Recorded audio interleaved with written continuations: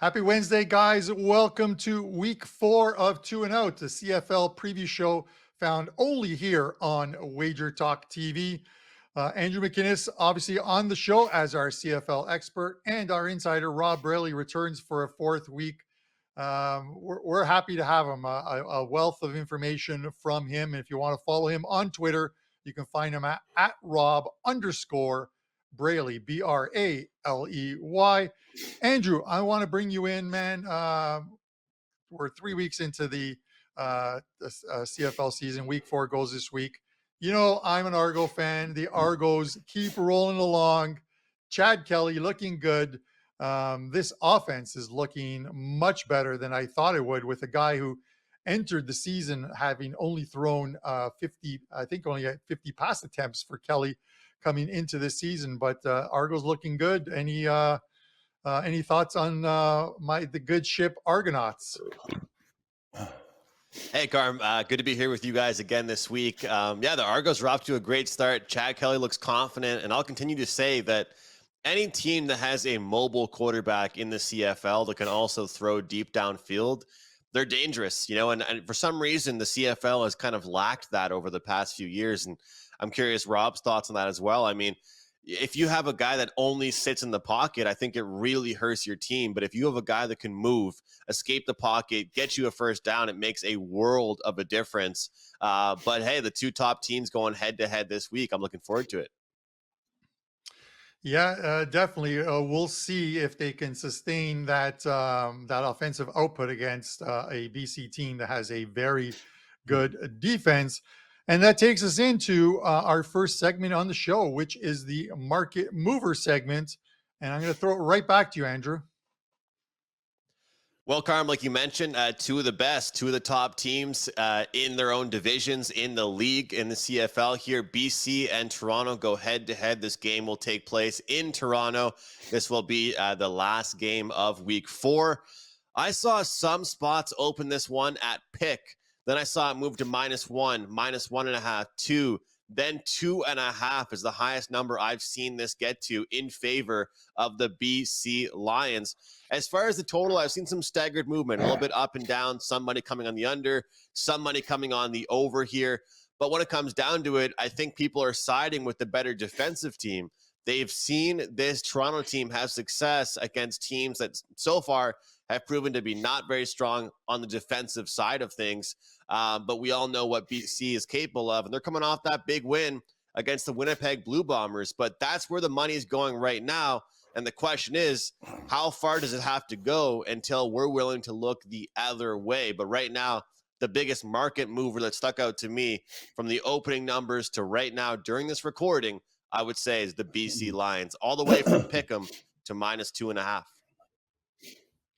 Yeah, and Andrew, you talk about it, and I'm just going to throw right back at you. You talk about, that Argos defense, and they did allow 31 points to the Edmonton Elks in that last game. And this is an Edmonton team that had struggled to score any points, getting shut out by the BC Lions, only scoring 13 against the Saskatchewan Roughriders.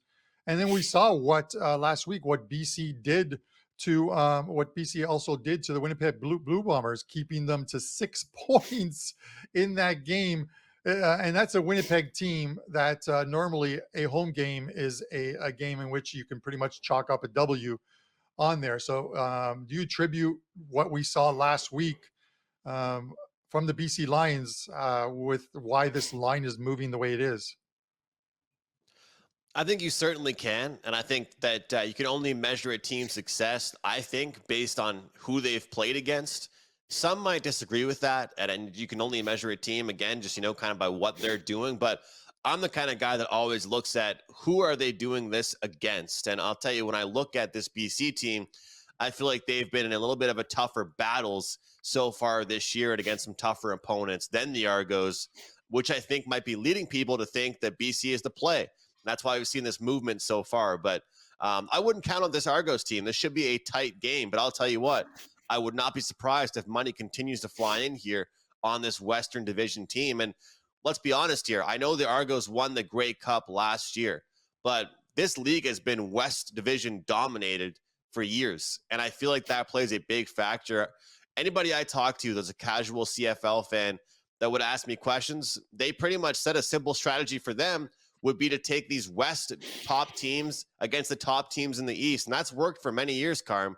So I feel like a lot of that stuff's going into this line movement. But I'll tell you what, that goes to show, I always say this to people, you just don't see that stuff in the NFL like you do in the CFL. You know, a pick 'em moves to maybe -1, 1.5, 2, then 2.5. This could get to 3. And then that's when you start scratching your head and say, do I have to go back on the other side here and look towards Toronto? But this one stuck out to me right away. Yeah, and we talk each week about closing line value. We saw some numbers really move. They didn't. They're not always hitting. It's great having the closing line value, but if the bet loses, it's got to hurt at times. And it's something we're going to talk about with Rob in this next segment, our Insiders Report segment. Rob, thanks for coming in again, taking time out of your busy schedule to do this show. I want to talk to you about a few things. We're going to talk about some injuries, overreaction by the books, but I want to talk about what we've learned thus far 3 weeks into the CFL season. Who are the top teams? Who are the bottom teams? And is there something in between? Hey, Carm, thanks again for having me. We watched 3 weeks of CFL football, and I think we've learned a lot over those 3 weeks. I mean, some teams have only played 2 games, but a handful of teams have played 3. And I think we're really starting to see some separation in the league. What I'm seeing is 2 very good football teams. The BC Lions are probably the best team in the league right now, and the Toronto Argonauts, I might call them 1A. And I think we also have 2 teams that are right at the bottom that almost are hopeless right now, and that's the Hamilton Tiger Cats and the Edmonton Elks. They're having all kinds of issues with quarterback situations. Then there's five teams in the middle, and I think there's a lot of question marks in those 5 teams still. I think Saskatchewan has come out and surprised a lot of people. I think Calgary's got a lot of problems with injuries, and I think Winnipeg is probably number 3, but I think they're showing some cracks in the armor there as well. So going forward, I mean, Calgary's got all kinds of injury problems. They've got Beggleton was out, Carey's out. They just lost Henry for the whole year. So that's a team that I'm probably looking to fade moving forward, but still a lot of question marks from those middle 5 teams, in my opinion. Yeah, and Rob, and I want to take it from what you just said there, and you're talking about the injuries to Calgary, and you look at least at the beginning of the week, the injury reports across the CFL for many of the teams, and there's quite a few players on there. Now, it's Tuesday when they come out with that report of who practiced on Tuesday and who didn't practice on Tuesday. How much stock do you take in that first report as far as the injuries go? And then as far as the bookmakers go, are those injuries baked right into the line, or is that one of the reasons why we see some line movements in the CFL more so than we see in the NFL? We've seen a lot of action through these first 3 weeks of some serious line moves. Some of these games have moved 3.5, even 4 points. And some of these totals have moved 3.5 or 4 points either way. Thoughts on injuries, and then I want to get Andrew's thoughts on this as well too, and how bookmakers treat this, or do you think there's any overreaction to these numbers that you're seeing so far as far as openers go?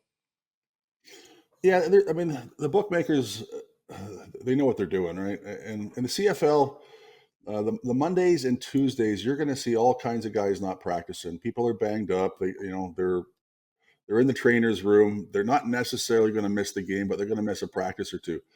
Not all these practices anymore are full contact. Actually, there's very, very little contact anymore. So it's the guys are getting rested. Like Winnipeg's got a plethora of injuries right now, but half of those guys are going to make it for game day. So that line really hasn't moved. Worried about injuries.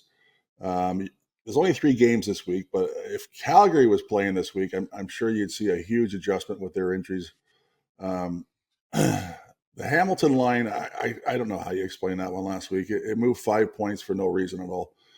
Bo Levi was out, and Hamilton got love. Like, I don't get it, but anyway, and they lost by 20 something points.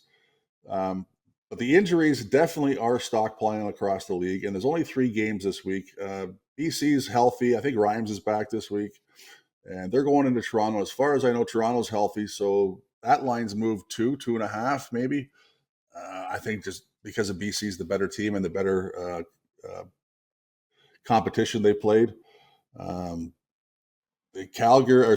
Edmonton line is at 3.5. It's starting to come back towards the Elks a little bit. I think you're going to see some 3s before that game's over, or that game starts. Sorry. So yeah, there's some movement because of injuries, but I think the books they know what they're doing and they're not overreacting quite as much this week. But there's only 3 games going, right? Yeah, and before I bring Andrew in, first thoughts on this as well too. You talked about it on our week 3 show about the Ticats and what is going on with that team in a bit of disarray, and then they still continue to take some money last week, close at 2.5 point favorite and lose by 26 points. So I had to tweet out your thoughts on that one. To let people know that they need to tune in and listen to this insider's report with you on it, because there's a lot of good information. And I'm going to get back to you after I talk to Andrew on that Winnipeg game. I've got a question to throw at you, but Andrew, I want to bring you in here, obviously as the guy for Wager Talk to look for when you're looking for CFL plays. Bookmaker reaction, Andrew. We've seen CLV a lot thus far this season and not with great results. Yeah, Carm. I mean, look, overall, my thoughts on this, you're going to see different examples and see it work for some teams more than others. And Rob hit it right on the head when he said, the fact of the matter is good teams can deal with injury problems. Bad teams can't, right? So I think that if you looked at a team, like an upper echelon team like BC or it was Toronto, and they're without a starting running back or a key wide receiver or a key defensive player, those teams can deal with it. I think we can all agree on that. But what was proven last week for Hamilton, having that quarterback that was still struggling go down, and it wasn't as much about Schultz playing bad, but just the chemistry not being there, the team already being, a team that's been struggling to start the season off. There's no need to put money in on that team. But I feel like you're going to see overreactions like Saskatchewan. They dealt with injuries last week, and that was a big report. A lot of the blogs that I read were talking about injuries throughout Saskatchewan's lineup. What do? Well, they go out and win outright against the Calgary Stampeders. So I think that it's important to look towards these things and see how much the books are reacting to it. And as Rob said, of course, the books know what they're doing. They know when it's appropriate to bake it into the line. They know when it's appropriate to let people overreact. But I think in the CFL, as the season progresses, we're going to see some of these injuries for top teams, and the books might overreact and give us a better number to bet on them. But you could also find a way to make money the other way and just start fading some of these teams in a really, really big way. But Carm, overall, I do think that injuries are something that people can overreact to quite a bit in the CFL, especially when one key player goes out. And we even saw that with the BC Lions. Rob talked about it. Dominic Rhymes, and we've got Lucky Whitehead. They're finally going to be back playing together this week for the first time since week 1. So far, it's been just one stud wide receiver. One guy gets injured, the other guy gets healthy. One guy gets injured, the other guy gets healthy. And now they're back together. So I look forward to seeing that. But I'm keeping an eye on these injuries. And personally, we always try and stay transparent. I'm going to try and not let myself get too affected by these injuries because I find myself in the CFL. I read so many blogs and so many different articles where I start seeing that one team is so banged up and injured, Carm, that my gut just tells me, well, now I have to fade them. And I have to be a little bit careful, put my foot on the brake a little bit, and learn that a team being injured does not necessarily mean I have to bet against them. All right. Good stuff, Andrew. That's obviously Andrew McInnis of Wager Talk, our CFL guy, but he also knows his MLB, and you see the code on the bottom of the screen where you can get $50 off a 30-day MLB pass from him using MLB 50. And we talked about Rob. We talked about overreactions, and you and Andrew can chime on this. Here's an overreaction by me, and now tell me if I'm right in feeling this way. You have we talked about the Bombers. You talked about the Bombers. You said I want to come back to this game. You've got the Bombers, a 5.5-point favorite over Montreal. Montreal has faced Hamilton and Ottawa thus far, keeping both teams to 12 points. Not the greatest offenses for those teams right now. And they're coming off a game, the Blue Bombers, in which they only scored 6 points against that very good BC defense. But in their previous game, 45, they lit up Saskatchewan for 45 points. Their team total in this game is 28 and a half. Should I be going to the window with both hands on over 28 and a half, or is Montreal's defense that good? I would take your money to Crescent Street first before I put it on over on Winnipeg. Let's take a look. Winnipeg at Saskatchewan. Saskatchewan had a very short week after a very physical football game against Edmonton. Winnipeg had 2 extra days rest. They were going to score points. Fatigue kicked in, and Winnipeg scored a pile of points. Winnipeg plays BC the following week, and they're rested, and everything's fine. And how much did they score? Not a whole lot. Team speed was BC's biggest advantage. Yeah. Team speed, and Montreal has team speed on defense, so I think they're going to hold Winnipeg to a tight game here. All right. Yeah, they've got team speed, and their special teams are really good as well, Carm. They return punts like it's nobody's business, and that is a game changer in the CFL. I think personally, talk about Winnipeg, Carm, I think Winnipeg is still the same Winnipeg they were of the years past, but the only difference is they're not the same Winnipeg defensively. They're going to still be a good team this year. They're going to be at the top of their division, but are they going to cover as many point spreads? What's that old saying? Good teams win, great teams cover. Maybe they're just going to be a good team this year. No, I agree. All right, give me 29 points. But this is why I'm listening to you guys. You guys are the experts in this, all right? This is why I'm hosting and not giving out plays on the CFL. So I'm relying on you guys for this one. I just saw that number, and the 28 and a half always makes you think that the number could land on 28 and you're going to lose it. But we'll see where the line goes on this one. It opened at 5.5. We saw it get up to 6, and it's back down to 5.5. But we could see it hit 6 again. And Rob, if this line continues to move against Montreal and hits, let's say, a 7, do you then take the dog in this game? Is 7 too much? Here's another roundtable question for you, the both of you.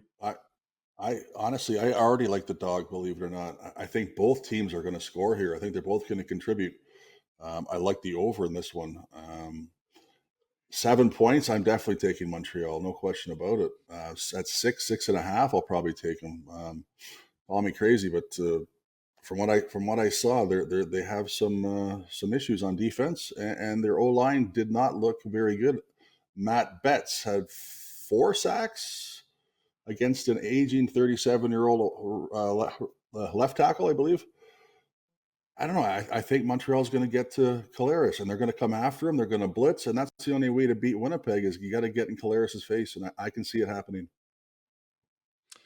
Yeah, and I think at the beginning of the season in the original Insiders Report, I was pretty sure you said about Winnipeg that when you looked at that win total, you weren't really sure on the team, the regular season win total, and that this could be their final kick at the can before they make some changes moving forward, because there's a lot of older guys on the team.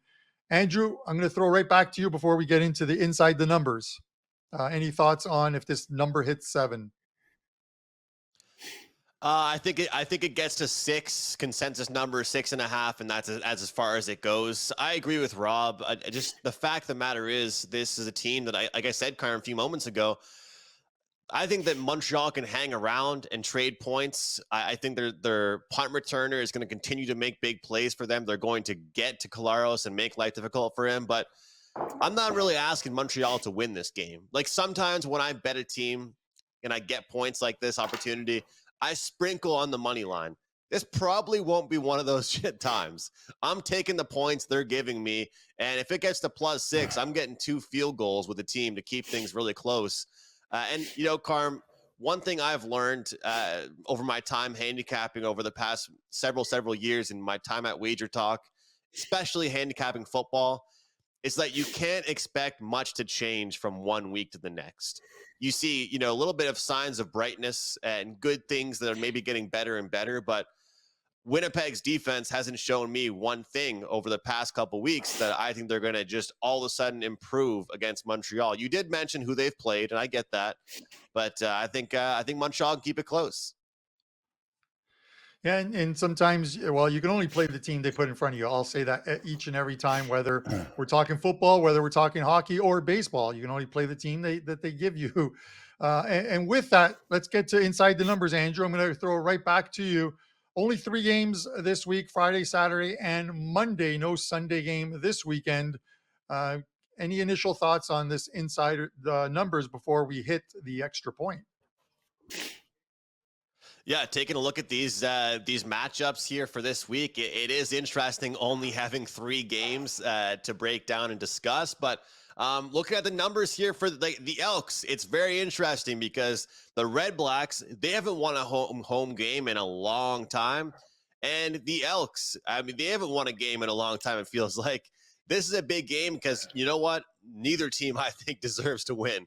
But you're getting points. You're getting 3.5 with, I think, 2 teams that are near the bottom of the barrel. I know that Rob talked about Hamilton being at the bottom of the barrel of the division, but I think Ottawa's right there. So getting points with Edmonton, that one kind of stuck out to me. But those are kind of 2 of the bottom tier teams.